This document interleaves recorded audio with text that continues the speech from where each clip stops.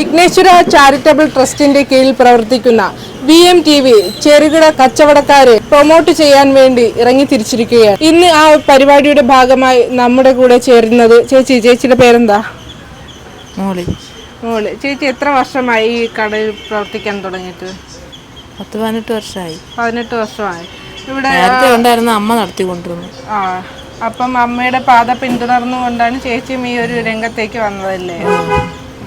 അപ്പോൾ ഇവിടെ എത്ര മണിയാകുമ്പോഴത്തേക്കാണ് നല്ല തിരക്ക് വരുന്നത്? രാവിലെ ഒരു 7 മണി 8 മണിക്കാകുമ്പോൾ ഇത്തിരി തിരക്ക് നടക്കുന്നവരൊക്കെ വരും. അത് കഴിഞ്ഞിട്ട് പിന്നെ വൈകിട്ടായിരിക്കും അല്ലേ? വൈകിട്ട് കുറച്ച് തിരക്ക് വരും. കച്ചവടം ഇപ്പോൾ കുറവാണ്. ഏറ്റവും കൂടുതൽ ഈ ചെറുകടികൾ തന്നെയാണോ ആൾക്കാർ കൂടുതലും വാങ്ങുന്നത്? എന്താണ് ചേച്ചിയുടെ ഒരു സ്പെഷ്യൽ റെസിപ്പീസ് ഒക്കെ എന്ന് പറയുന്നത് ഈ ചെറുകടികളിൽ? ഉഴുന്നോട, പരിപ്പൂട, മുട്ട ബജിയൊക്കെ ഇടും. മുട്ട ബജിയൊക്കെ ഉണ്ട്. ഇതൊക്കെയാണ് കൂടുതൽ ആൾക്കാർ വാങ്ങാനായിട്ട് വരുന്നതല്ലേ? അമ്മയുടെ അതേ കൈപ്പുണ്യം ആദ്യം വരുന്നവർ തന്നെയാണോ വീണ്ടും വീണ്ടും ഈ ഒരു? എനിക്ക് സ്ഥിരക്കാരി തന്നെയാണ്. സ്ഥിരമായിട്ട് വരുന്ന ആൾക്കാരുണ്ട്. ആ ഒരു കൈപ്പുണ്യം കൊണ്ടാണല്ലേ സ്ഥിരം ഇവിടെ വരുന്നത്. ചേച്ചി എത്ര മണിയാകുമ്പോഴേക്കും ഏകദേശം രാവിലെ തുറക്കുന്നത്? 7 മണി. 7 മണി. എവിടെ ചേച്ചിയുടെ യഥാർത്ഥ നാട് എവിടെയാണ്? നാട് കരമന. ഇപ്പൊ താമസിക്കുന്ന പ്രാവശ്യമ്പലത്തിനാണ്. അവിടെ നിന്ന് ഇപ്പൊ രാവിലെ എഴുന്നേറ്റാണ് ഇങ്ങോട്ട് വരുന്നത്. എന്നിട്ട് എത്ര മണിയാകുമ്പോഴത്തേക്ക് ഏകദേശം ഈ കട അടയ്ക്കുന്നത്? 7 മണിക്ക്. രാത്രി 7 മണിക്ക്. എങ്ങനെയാണ് ഇവിടുന്ന് കിട്ടുന്ന വരുമാനമൊക്കെ ചെലവിനൊക്കെ? ഉള്ളതുപോലെ കഴിഞ്ഞു പോകും. വീട്ടിലാരൊക്കെ ഉണ്ട്? വീട്ടില് ഭർത്താവുണ്ട്, മോനും ഉണ്ട്. ഭർത്താവ് സുഖമില്ല കിടക്കാണ്. എന്തു പറ്റി? ശ്വാസം മുട്ടല്, ആരോഗ്യ പ്രശ്നം.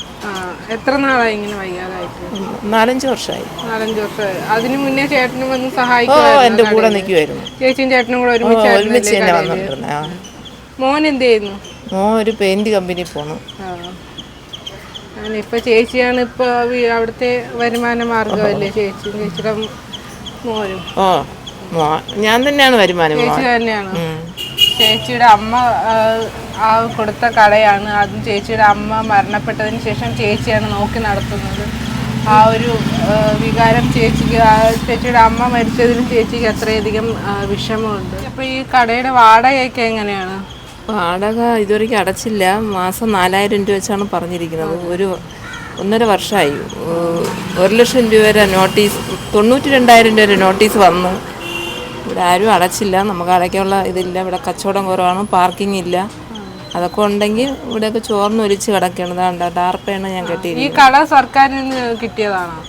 സർക്കാർ വാടകയ്ക്ക് തന്നതാണ്. മാസ വാടക ഈ ഒരു എമൗണ്ട് കൊടുക്കണം. സാഹചര്യം കൊണ്ട് ഇവിടെ ആരും കൊടുത്തിട്ടില്ല.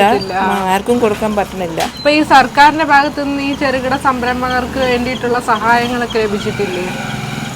കേന്ദ്ര സർക്കാരിൽ നിന്ന് ലോണ് കിട്ടിയിട്ടുണ്ട്. അല്ലാതെ നമ്മുടെ സംസ്ഥാന സർക്കാരിൽ നിന്നുള്ള സഹായങ്ങളൊന്നും ലഭിച്ചിട്ടില്ല.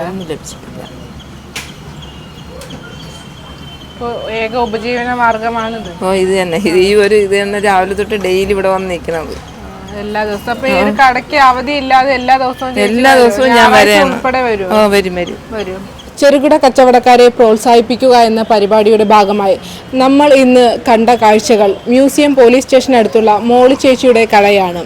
മറ്റൊരു എപ്പിസോഡുമായി വീണ്ടും കാണുന്നതുവരെ ക്യാമറാമാൻ അനിൽ ആനന്ദിനോടൊപ്പം അനുജ പ്രകാശ്.